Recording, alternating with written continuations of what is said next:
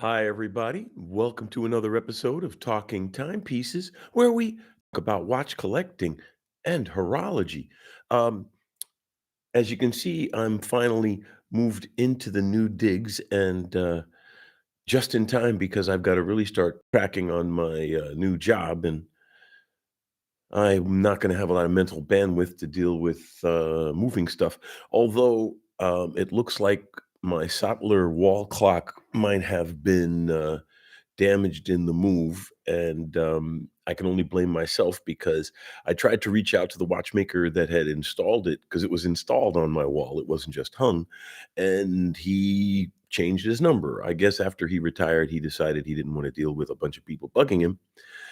So now I've got this clock, and I think I'm going to put it into storage for a while and just punt the problem downstream because I don't have the mental bandwidth to deal with it right now because it does bother me that such a beautiful piece has now got issues and has to be serviced. And I'm going to have to find somebody who does house calls because it's going to have to be installed on my wall again because it's that um, sensitive and delicate an instrument.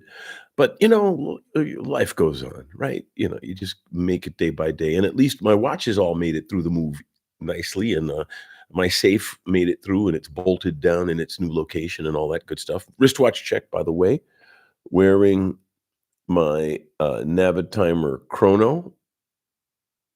Well, the Navitimer is a chrono. I think they make some that are non-chronos now, but back in the day, the Navitimer was always a chrono, and this is the GMT version. You can tell because it's got the little red hand.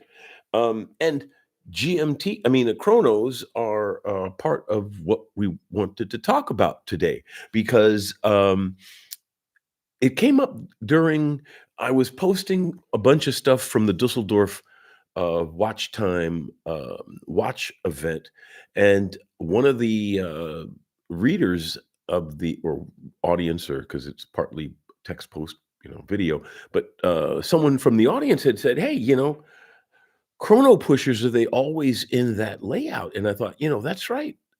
We all assume that everyone knows. And if I'm telling you something you already know, please bear with me because there are people who don't know about chrono pusher layout. So I brought out the whiteboard. I got the whiteboard here. And essentially, first, let's start by talking about what pushers on a watch, because pushers on a watch don't always have to be for chrono. Pushers on a watch could be for an alarm. This is a Omega Memomatic, the top pusher button. I guess if it do things by pulling it out as well. It's not well, you can call it a second crown. A lot of companies do say second crown, third crown, whatever. But see, so it has a top pusher for the alarm, right? If you think about a watch like this Sorna, it's its pushers actually just adjust the day of the week and day of the month, and the knobs turn the inner bezels. So you know, pushers and knobs and the like on a watch actually are an interesting subject if you think about it in that sense. Because okay, you got the watch, right? And now let's just start with a basic chronograph, right? Chronograph, like this Universal Geneve Senna. It's got two pushers, and these are screw down pushers, which is another layer doing screw down pushers because if it's a waterproof watch and you use the pushers underwater, you have a service coming up because you're going to have that piece serviced. In fact, my brother-in-law and my sister were visiting just recently, and I sold him my Tag Heuer Carrera 2 GMT skeleton, and he loves it. And he was in the hot tub with his child, and she pushed one of the chrono pushers while he was in the hot tub. And so he had to have that watch serviced. Do not push chrono pushers underwater. Making history. Hey, Kevin, Southern California. Greetings and long life. Elusive man. Hey, hope it's doing well for you. Next time in New York, we should hang out. So yeah, so you've got a watch, right? So here we have hour hand, I mean, minute hand, hour hand, right? Now, a chrono has got a built-in stopwatch. So there's going to usually be a subdial to tell you elapsed minutes on the chrono. Um, Usually, the center seconds hand is used for the stopwatch function of the chrono. So if you, so let's say, for example, you start the stopwatch, the second hand will run in that direction to tell you the running seconds of whatever you're timing, and then the minute subdial tells you how many minutes. So this will tell you how many seconds, this will tell you how many minutes. Sometimes there'll be another totalizer for the number of hours. And usually, and it doesn't always have to be in that location, often, for example, in the Values there at the 9 o'clock, there's a running second subdial because the center second is being used by the chrono. So now we have a stopwatch here. How do you start and stop the stopwatch? There's usually a button. And in general parlance, the button to start and stop a stopwatch function in a watch, a chronograph, sticks out at the 2 o'clock. And that's the pusher to start and stop the watch. So that's that's the pusher to start and stop the watch. It's at the 2 o'clock position usually. Most chronos have another position for the reset. Once you stop the chronograph, you hit the reset button and everything zeroes out. So to give you an example, actually, let's this is running already. So let's take my Navitimer, right? So we've got the Navitimer. We push the top button and the chrono's running. So you see the center second hand running. Chrono's running.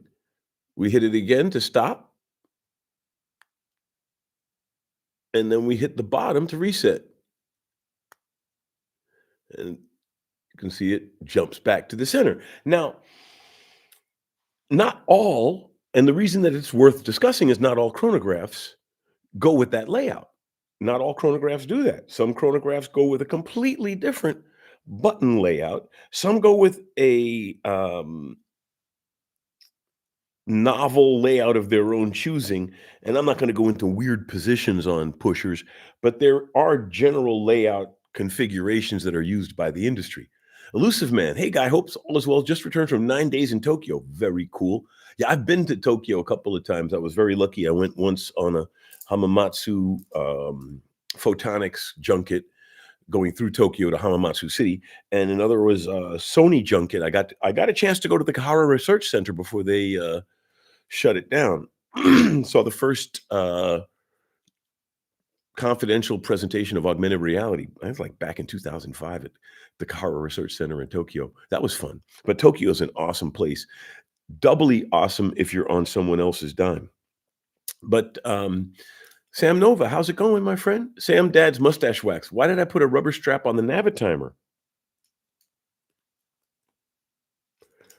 It's the factory strap. It says Breitling. See, look at that Breitling.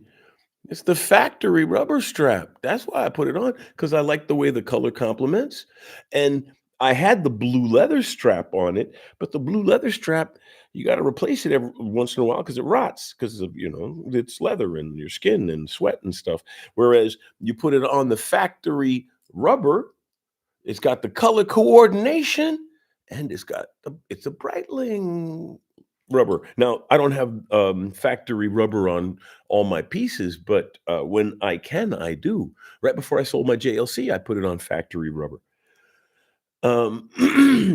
So now, hey, watch Chris, my friend Chris. How's it going? So now think about it. We've got a traditional layout where, where the top button start stops, bottom button resets. Now, some go with what they call a bullhead.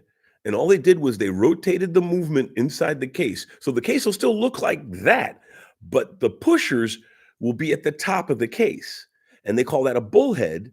The crown would still be sticking out the side. So in a bullhead configuration, In a bullhead configuration, these pushers are on the top of the watch. And that's why they call it a bullhead, because the pushers are on top. So generally, the pushers on a chrono are on the side, but in a bullhead, they're on the top. And there's some famous bullheads out there in the industry. Seiko made one. I forget the one. I think Brad Pitt wore one in one of his in the Tarantino Hollywood movie, on a bund strap. And then if you've got a very complicated watch, you got pushers everywhere. This thing's got 4 pushers to run all of the various functions on it. And in a case like that, it doesn't matter which pusher does what. They're labeled, and you just use what you got. Now, oh, which reminds me, my lady friend finally gave me my birthday present, because my birthday was last month. She gave me this case, and when I first got it, I go, "Oh, a soft watch case," because I've got a couple of hard watch cases. I've got a bunch of hard watch cases, but I don't have many soft. And she goes, "No, no, honey, it's not. It's not for watches. It's for watch straps. It's a strap case." I only just filled the first layer just so you could see, but it's got lots of space for straps.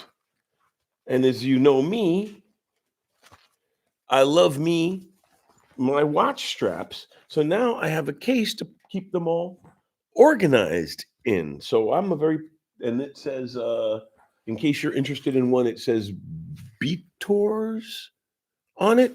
But yeah, it's a strap case. It's not a watch case. It's a watch strap case. And I would have, once upon a time, I would have said, who would actually go through the trouble to get a case just for straps? And I realized, I'm the kind of a person. I'm the kind of a person who needs a case just for straps, because I realized I have a box full of straps, and they're just pouring out. Whereas if I organized them into this case, then they would be categorized and more easily accessible, especially when I do my Fun with Watch Straps episodes. Making wristery. Rubber strap looks great. I enjoy changing straps and bracelets on my watches. Yes, because I also have a Milanese I put on this when I want to be, a little more glitzy. But frankly, I love this piece. It's one of my favorite pieces in my collection. I just love it on the rubber. I really do. And like I said, I have the leather strap, but I save that because it lasts longer that way. But I really do like it on the rubber and the factory rubber. Now, back to our point, I wanted to bring up, another aspect of chronos, and that's the mono pusher chronograph. Because if you have a mono pusher chronograph, there's only one button for start. And this is a Nicholas Rusek. So, well, actually, it's not wound. I just pulled it out of the case. But a mono pusher, you push it once to start, once to stop, and once to reset. And there's just the one button on it. No start, stop, no reset. And most chronographs were originally mono pushers. And Breitling developed a double pusher chrono to make it cleaner and more easy intuitively for a driver timing things, for example. But a mono pusher is only one button. And mono pushers, the pusher could be literally anywhere. Because like in this case, it's at the 8 o'clock position, but a lot of mono pushers go through the crown. And some go at the 10 o'clock position. And some mono pushers, because it is just one button and they don't think about symmetry or whatever, they're just sticking the button wherever it's probably convenient for the watchmaker and the mechanism to put the actuator. Hope all is well, Chris. I hope all is well with you, my friend. Like I said, I'm all moved in, and I even got the armor. I even got the armor set up finally. That was a pain. And when you move, you forget how much of a pain it is to set up the stuff you take for granted. And I took the armor for granted until I had to move it, and I forgot. Even though it's just sheet steel, It weighs a healthy amount because it is real steel, and I have a wooden structure inside to hold it up, and I broke one of the legs, and so I actually stole, a mop handle from my cleaning lady's collection, and I'm gonna just tell her to buy a new handle, because we're talking, what, 3, $5 for a broom handle, and so I fixed the leg of, Sir I don't even have a name for him. I guess I should suggest a name for my trusty knight back there. He's wearing a broke vintage, Junghans first generation radio controlled, gold-plated clock. Um, I don't know, something fun and punny about horology would be cool. I gotta think of one myself to name the knight. And, I always had this, um David Bowie, poster. I have a matching Jimi Hendrix poster, and they used to hang above my, couch, but now I have this humongous doorway here, which is really cool for the apartment because it goes right to the park. But now, so I've got the Bowie here, and I've got Hendrix there, so it works for the room because it flanks the door, but you only get to see David Bowie. Maybe once a week or so, I'll swap them or something, and then one week you'll see Hendrix up there. And I did rehang the time clocks, as you see, New York, Frankfurt, LA, and threw some other stuff up there. There's my Edison cylinder phonograph and BioShock, Big Daddy, and miscellaneous stuff. Fortis store display, flight helmet, stuff like that. Uh, Mini museum, pocket watch on a robot, ceramic mug with the logo of the show, all kinds of miscellaneous stuff and things. But I've actually always gotten comments positive from the audience about having an interesting background. So I wanted to make sure I had an interesting background in the new place. Even see my turntable. And that's the, spinner case that was always over my shoulder in the old shots. So, yeah, we're in new digs, and hopefully you will enjoy it. So, B-Matic. Hey, how's it going?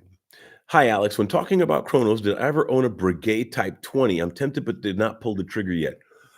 There was a Brigade Type 20 sitting in the in the window of a shop in my neighborhood, and I was just like you, thinking about maybe pull the trigger, maybe not pull the trigger. It is a beautiful, beautiful piece. But my collection isn't that big to have multiple watches of a certain style. As I've often said, my watches have roles in my collection. Pardon me. Just a simple vodka and bitter lemon tonight. Um, and frankly, as long as I've got a speedy, I don't need a black face, cool chrono. Because the Breguet is a blackface, cool chrono. If I didn't have a Speedy, I would love to have the Breguet. If I had the kind of finances where I had a big enough collection to have multiple types of watch of the same style, I would have both the Breguet and the Speedmaster. But since I have a Speedy, I decided not to get the Breguet. But if you don't have a Speedmaster, buy that Breguet because that is a nice watch. It has a nice wrist presence. It has nice design. It's very clean and classic, and it's a Breguet. So you can't go wrong with that. If you have a Speedmaster, maybe you can deal with maybe because there are some people who have an entire collection of the same style of watch just from different companies. That might work for you too. But the Breguet is totally the Breguet. That is a beautiful piece. The 20, because yeah, classic clean chrono. Um, with top and bottom pushers. Oh, Sam's dad's mustache whack. That Mont Blanc wax. That Mont Blanc is awesome. Yes, and the funny thing is, I when I first got it, get in focus. When I first got it about, I don't know, 6 months, 8 months ago, I thought, "This is my exit watch." It is a an over the top horological piece because a lot of people don't realize how much work is in this. This was Mont Blanc's first in-house movement, and so they went out of their way to make a good in-house movement to make the watch industry respect them. I love the way that looks with, kinda like a layer cake with the gears and has a full bridge, um, free sprung balance, column wheel chronograph, vertical clutch, mono pusher. This strikes all the ticks for horology, and because it's named after Nicholas Rusek, the man who invented the stopwatch, it has rotating discs instead of a rotating these discs rotate. The pointers don't rotate, the discs rotate because the first stopwatch was made for horse racing, and they marked the disc when the horses crossed, so they would have an accurate measurement for all of the horses in the race.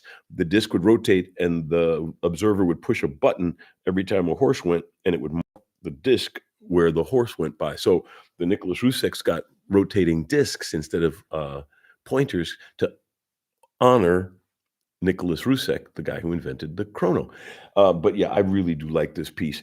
And I thought, yeah, I'm done, but you're never done if you're a real collector. You know, you wind up buying other stuff.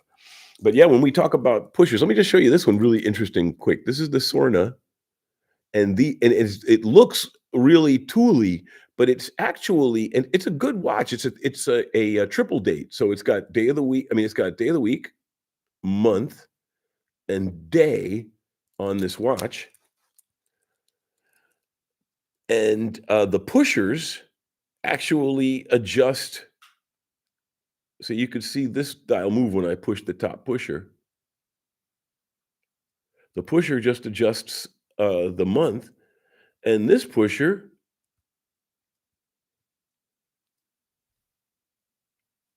adjusts this dial, and then these knobs control the internal work time and timing bezels. So it looks like it has a majillion functions, but it's just good dial design and usage of the pushers. Yeah, but this is from the 70s. I really do like this piece. And it just goes nuts with the pushers, and it's not even a real chrono.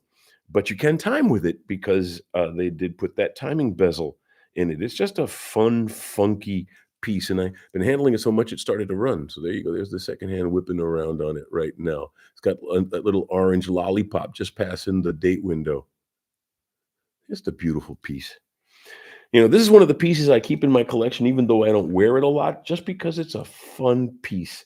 It's for the collection more than it is for my wrist, which is kind of weird. But you know, I do know watch collectors who have watches they don't wear a lot, but they have them because they do enjoy them. What are yours? Oh, Eric Mack. Hey, how's it going? I have a 20 millimeter lug width case and a 22 millimeter lug width case. Watch straps become a secondary collection for me. Exactly, because you know the even numbers are really easy to get straps for. 20 is, I mean, until Rolex started doing 21 millimeters on their 41 millimeter watches, even they were all 20s.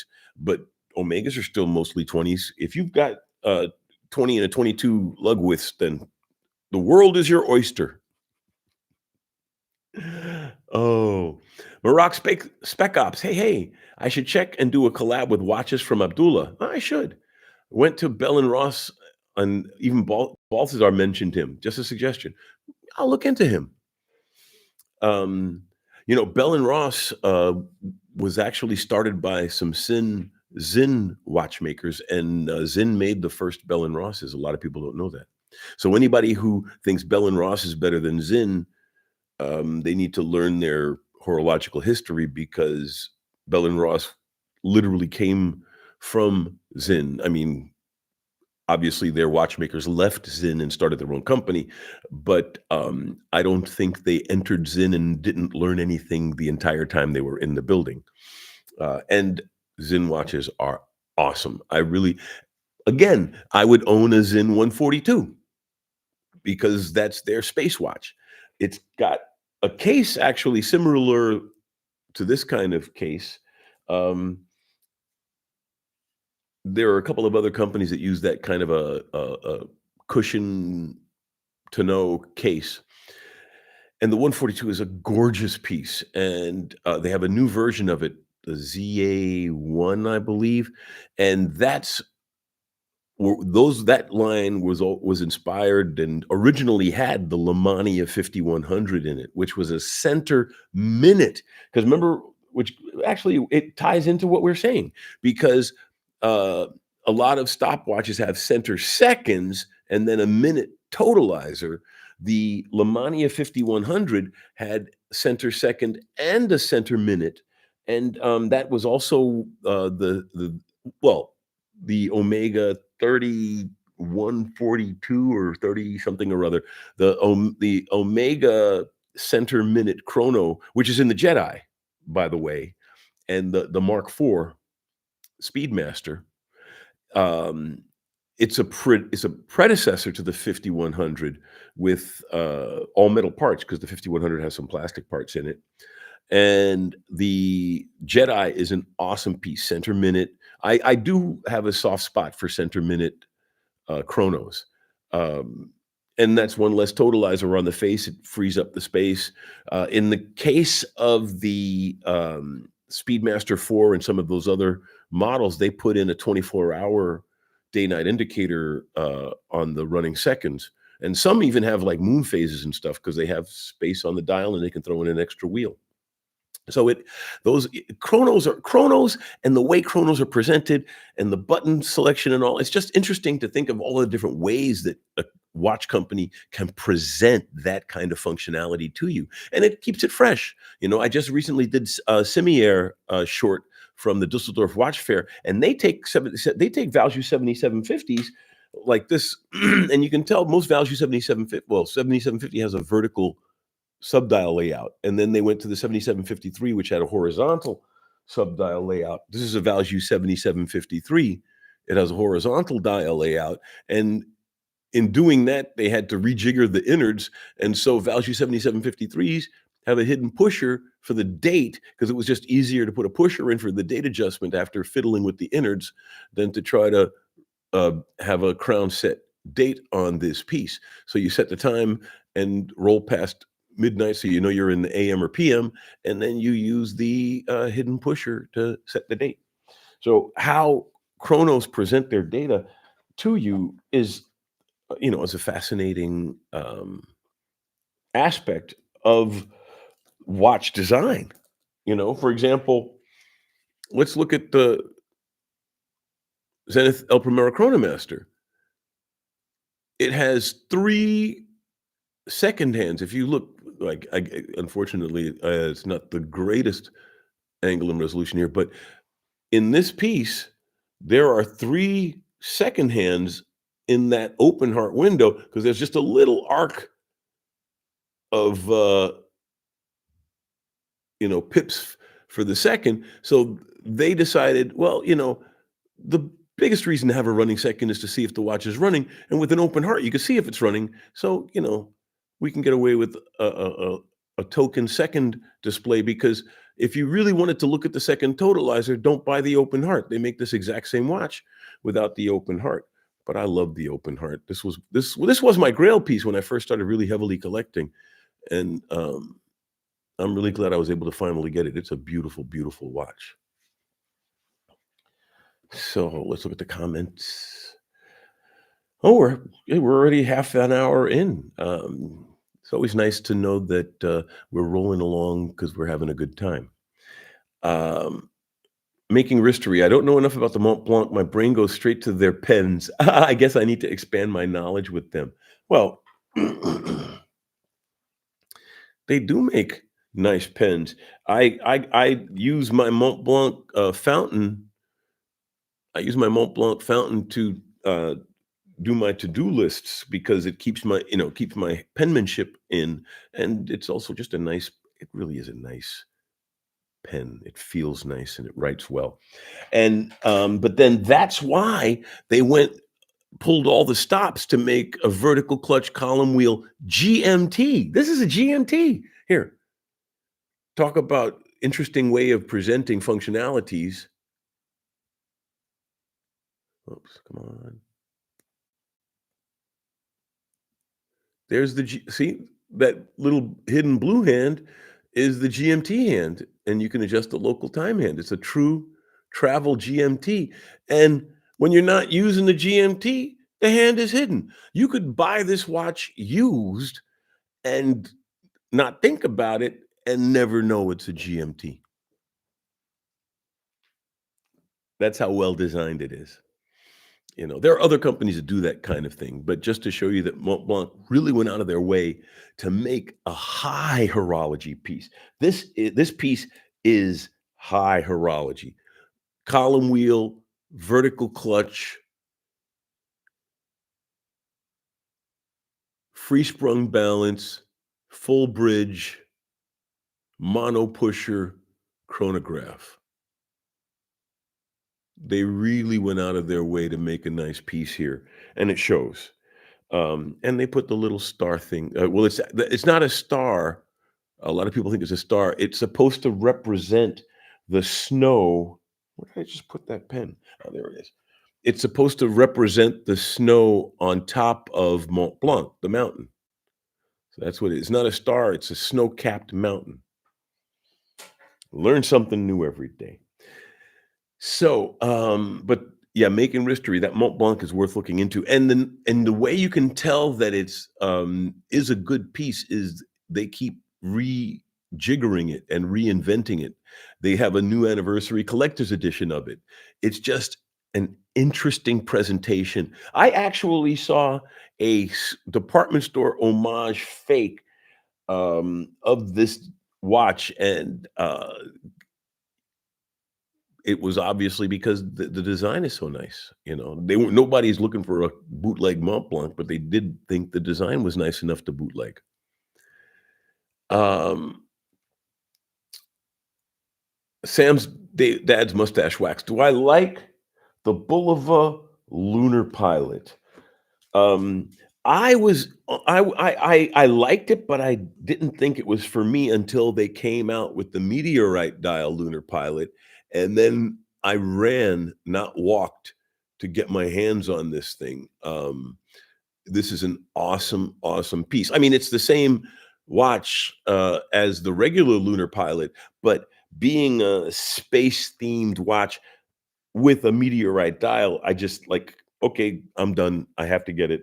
And frankly, it burned every desire for a moon swatch out of my body because I mean, I have a Speedmaster, so a lot of people get the moon swatch as a backup, you know, or bar watch for the Speedmaster, but this is this is the ultimate Speedmaster alternative in my humble opinion.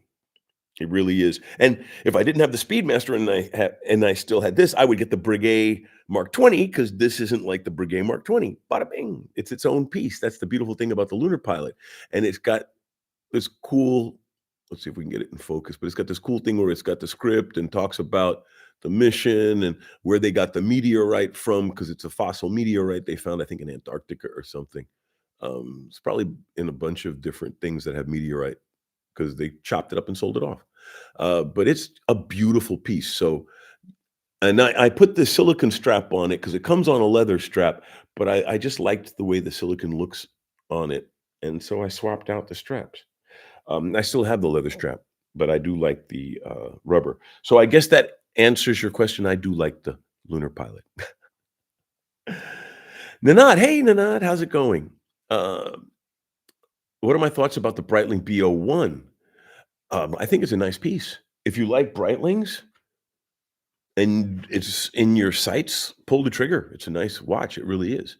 The Tudor's a nice watch too. Frankly, all things being equal, in this case, they almost are because they share the movement. I would get the Breitling over the Tudor because Breitling has more of its own identity.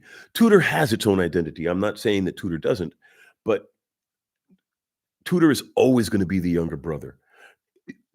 You could be look at the Kennedys, you could be the greatest at what you do and, "Oh, your brother's president," or, "Oh, you'll never be the football star or the astronaut or the pilot or the fireman or decorated police officer," Tudor will always be under the shadow of Rolex no matter how good they are. Um, and Tudors are great pieces, I've owned several myself, but Breitling does have a cleaner identity. So if it was the choice between the 2, I'd go with the Breitling over the Tudor myself, and I do love Breitling.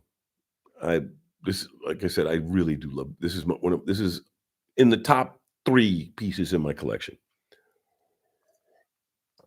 because I really do like my, El Primero Chronomaster, and I must admit, I bought this as more of a trophy because when I hit 1,000,000 views, I went ahead and I got the 126610LN Rolex, but I'm really growing to really like this piece. I can see why people like it so much.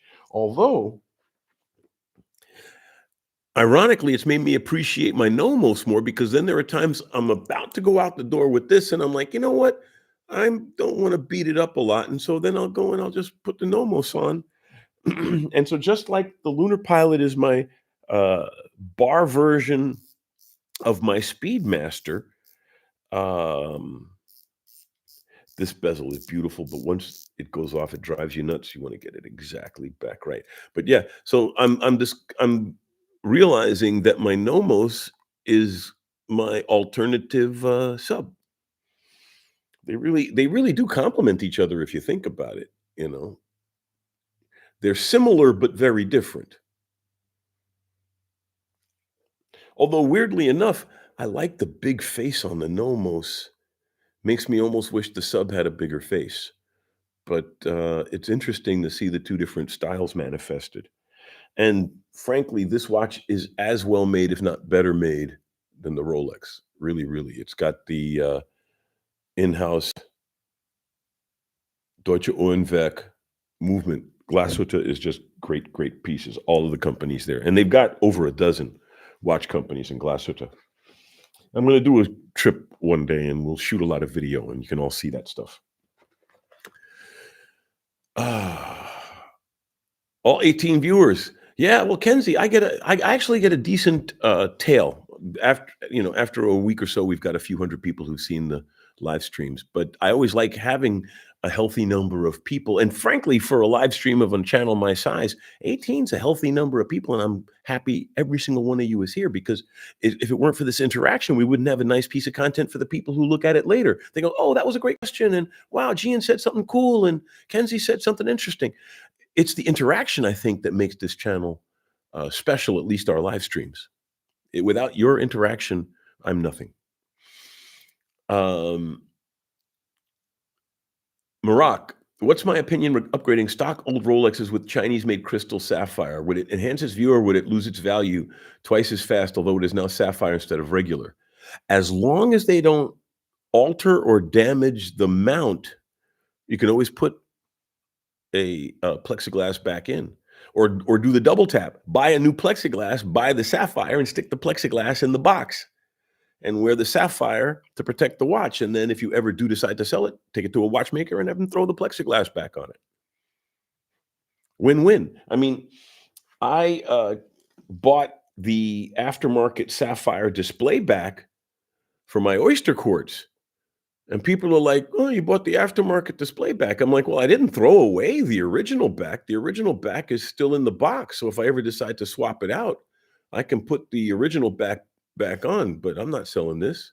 And what I love about it is the Oyster Quartz is really a hybrid movement. It's more like the spring drive. If you notice, it actually has mechanical parts banging around in there.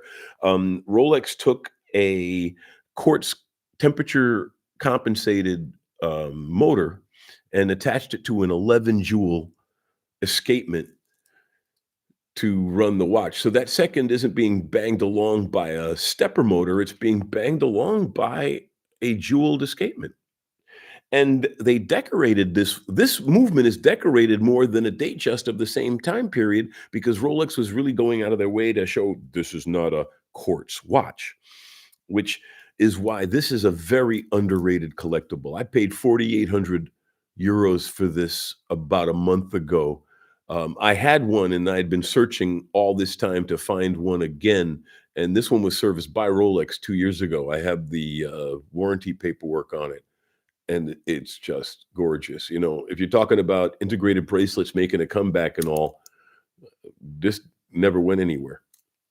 Just a great, great piece. But to answer the point though, I put this aftermarket display back on it, but I still have the original display. I mean, I still have the original metal back. It's just in the box. If I ever decide that I want to put it back on, I can just throw it back on. So in the case of those replacement crystals, as long as it doesn't damage or alter the mounts, you can put a plastic crystal back in. Wear the sapphire crystal until you get tired of it.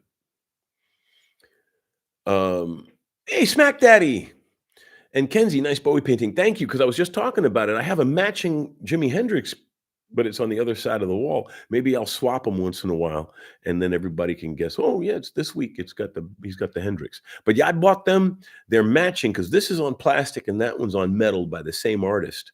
And I really do like it because I'm big in music. I'm an audiophile. I mean, still run a turntable. And I used to sell high-end audio back in the old-timey days. I used to be in the mid-'80s, for example, I was Monster Cable's sales manager for the military market. Um, so music is very close to my heart. Antique Edison cylinder Victrola. Yeah, music is part of humanity, you know? Music is as much of humanity as tinkering with devices is. And if you're lucky, you tinker with devices that make music. Actually, I did get my repeater fixed. So my quarter repeater is repaired now, so it does ring the hours again and makes music. Um, hey, Gian, hello everyone. JB, hey JB, I mentioned vertical clutch and free sprung balance. Just describe vertical clutch, please. No problem. I got my whiteboard out here. We'll do a quickie on vertical clutch. So there are two ways to engage the stopwatch when you push the button because the mechanism is running, right? So you push the button and then it engages the stopwatch mechanism. So a horizontal clutch, you got two gears and the mechanism pushes the gears together, right? It could be that one gear is stationary and the other's pushed into it, but the two gears are running and then they come together and it runs the stopwatch. That's used on a lot of fashionable stopwatches because it's a pretty looking movement. Vertical clutch, well, so let me explain why why people argue about it. That horizontal clutch where the wheels come together on the sides, right? That horizontal clutch, when those gears engage, there's a slight loss of amplitude, the energy in the movement. It's like when you're shifting gears, when you engage that tranny, you lose some RPM, and that's what happens in a horizontal clutch. Now, that's why everybody loves the Value 7750, even though it's not the most elegant, it's very, very well designed. So you have, in the case of the Value 7750, you have the two gears, but in the 7750, you have a pinion. You have a pinion that inserts itself between the gears, and that way you don't get that big amplitude loss that you would get in a horizontal clutch. I just realized I need a new marker because this doesn't draw very dark at all. And a vertical clutch is, imagine that gear now lying on its side, and there's another gear on top, and the gears drop down on it like meshing, like a clutch. So in a vertical clutch, the two plates come down, and that's how they speed up, and there's less amplitude loss. And in a horizontal clutch, the gears come together sideways. And in a free sprung balance, all right, in a free sprung balance, well, actually it would be better probably if I drew it out a little bit. The balance wheel, right? You got a balance wheel, right? And there are control arms coming off of the balance wheel to do various things.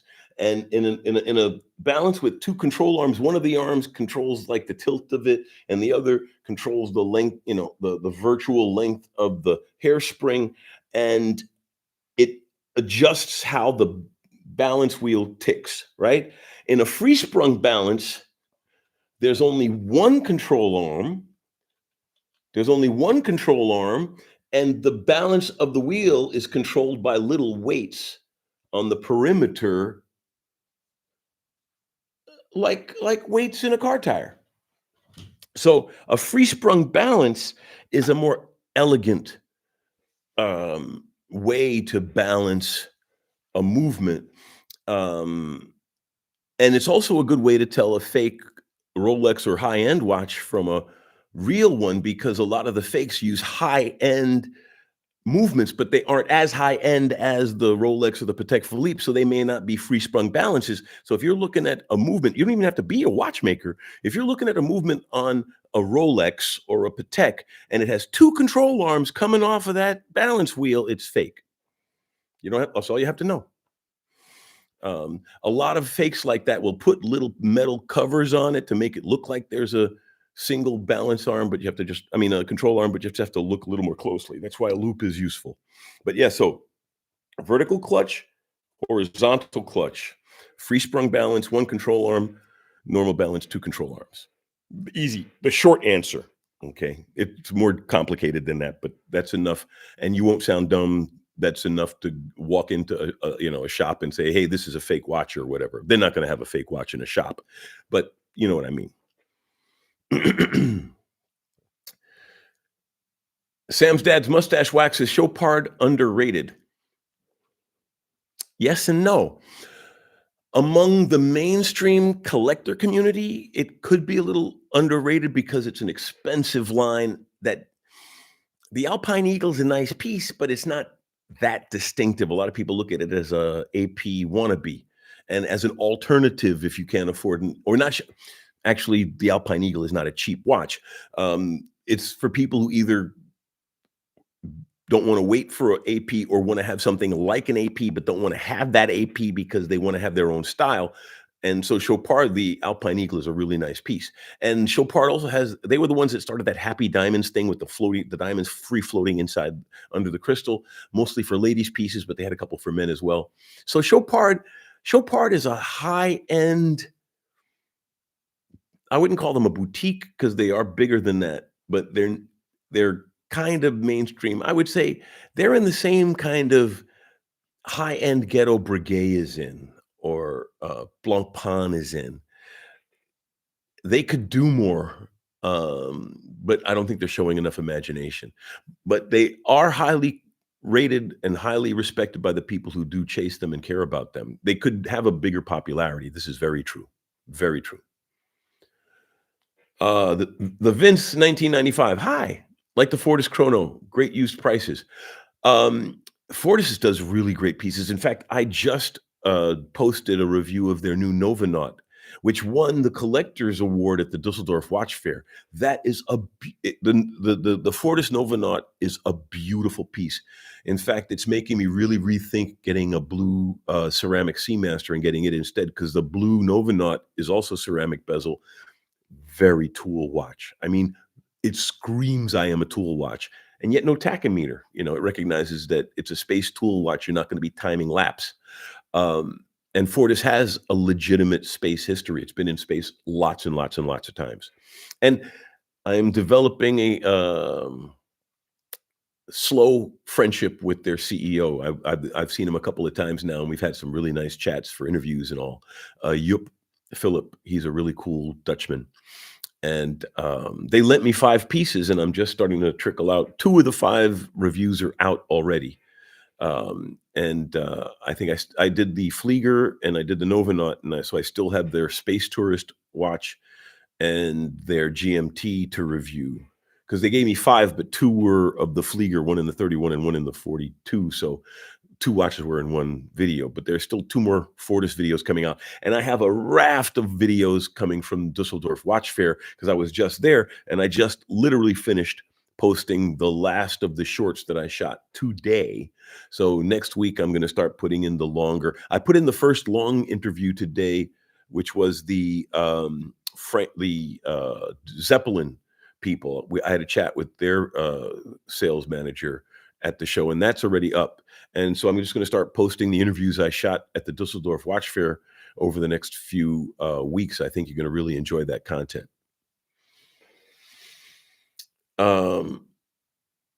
Tap 1999. Hey, I don't get your Breitling versus Tudor. Don't they use the same Canisi movement and Tudor chronograph cost less than Breitling? Yes, you're absolutely right. And if you're going for value, the Tudor is the better buy. But I like Breitling. I like the brand. So I would go with the Breitling over the Tudor because at that point, all things being equal, it's like the Pontiac Firebird and the Chevrolet Camaro. Essentially the same car. But if you like Pontiac style, you went with the Pontiac Trans Am. And if you liked, not Firebird, the Trans Am, the Pontiac Trans Am and the Chevrolet Camaro were essentially the same vehicle. And so depending on what your taste went, you went one way or the other. So in this case, I would be choosing the Breitling, I would say, is more the Trans Am. Because Tudor, although Tudor has really been doing some cool design stuff, the Rolex is really letting Tudor flex its arms and flap its wings and do some really cool stuff with watches. Their new Pelagos GMT is cool. Gian goes two-way, Alex. Without my knowledge, you wouldn't have questions. That's a good point. Thank you, my friend. So thank you for the imparting of knowledge. Well, I'm just a collector, just like you all are. We're just exchanging information and we learn all together. Vince, 95. Am I a blues fan? I love blues. I love jazz. I love jazz a lot. I got a chance to meet Diane Shure. I've had a chance to meet a few jazz people. I'm very lucky because in the 90s, I used to go to the North Sea Jazz Festival. I was a journalist working for a Berlin-based business magazine, and I got to go to the North Sea Jazz Festival a lot. So I got to meet Candy Dulfer and Branford Marsalis and all. So I lean more towards jazz than blues, but I love blues as well. JB, isn't a quartz-regulated watch always a quartz watch regardless of the power source and thermal regulation? They may be a clever quartz, but still quartz. And by the way, I like quartz. Well, is the spring drive a quartz watch? Essentially, yes. But it's more than a quartz watch. It's a hybrid. It's a quartz mechanical. And that's the category I would put the Oyster Quartz. Hybrid, quartz mechanical. So it's like a hybrid car, battery powered, but it's got a little gasoline engine to charge up the battery and all. Yeah, the Oyster Quartz and the Spring Drive fall into that interesting realm of hybrid pieces because there is mechanical in there, and they're leveraging the quartz to maximize the mechanical, like in the Spring Drive or the Oyster Quartz. So you're right; they are still at the end of the day quartz watches because quartz is the regulating mechanism for the regulation, but they are using mechanical drivetrains to move the hands. So hybrid. I mean, like I said, you could still say, yes, they're quartz, and they are. That's why Rolex calls it an Oyster Quartz.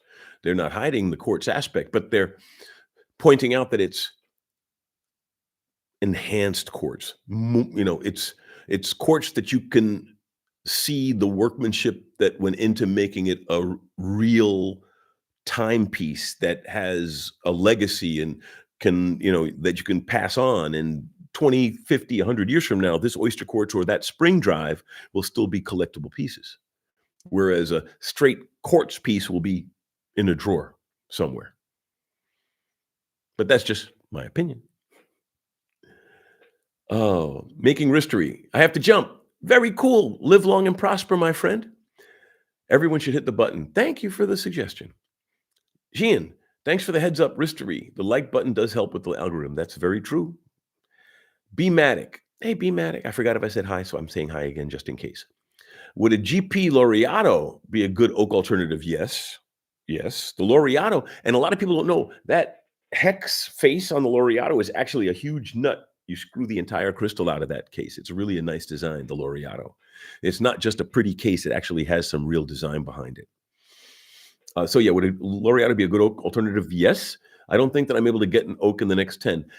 A lot of that is just waiting, and then that means the aftermarket is crazy because there's a black three-hander AP in the window of one of my local shops. I haven't even bothered to ask the price.